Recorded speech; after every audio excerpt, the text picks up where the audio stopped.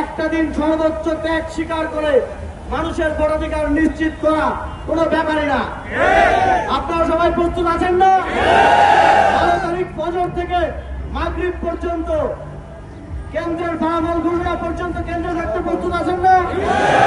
যদি কোনো মাফিয়া, যদি কোনো সন্ত্রাসী কেন্দ্র দখল করতে আসে, যদি একজনকেও ভোট না দিয়ে ফেরত যেতে হয়, তাহলে সেদিন বাংলাদেশ আবারও 5 আগস্টে আমাদের প্রতিমূর্তি দেখবে। প্রিয় উপস্থিতি, এই নির্বাচন ন্যায় ও ইনসাফ প্রতিষ্ঠার নির্বাচন। এই নির্বাচন জালিমের উপর মজলুমের শাসন প্রতিষ্ঠার নির্বাচন। এই নির্বাচন জনগণের শাসন প্রতিষ্ঠার নির্বাচন।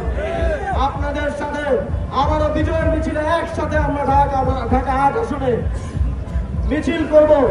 শাপলাতলির বিজয় নিয়ে আমরা ঘরে ফিরব। এই নির্বাচনে বাংলাদেশের মানুষ উন্মুখ হয়ে আছে ভোট দেওয়ার জন্য। বাংলাদেশের মানুষ তাদের গত 17 বছরের অভিজ্ঞতা এবং গত 17 মাসের অভিজ্ঞতা, সেই অভিজ্ঞতা থেকে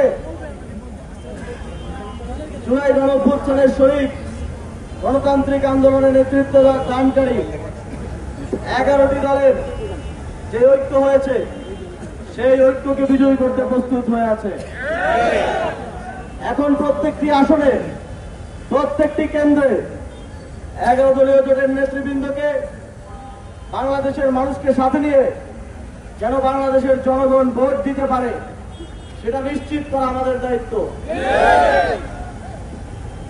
মাঠে ঘাটে যেভাবে দাঁড়িপাল্লা শাপলাতলি রিকশার জয় জয়কার শুরু হয়েছে, যদি শুধুমাত্র আমরা নিশ্চিত করতে পারি যে বাংলাদেশের জনগণ 12ই ফেব্রুয়ারি ভোটটা দিয়ে ফিরে যেতে পারবে, তাহলে 12ই ফেব্রুয়ারি সন্ধ্যার মধ্যে আমাদের বিজয়ের ঘোষণা চলে আসবে ইনশাআল্লাহ।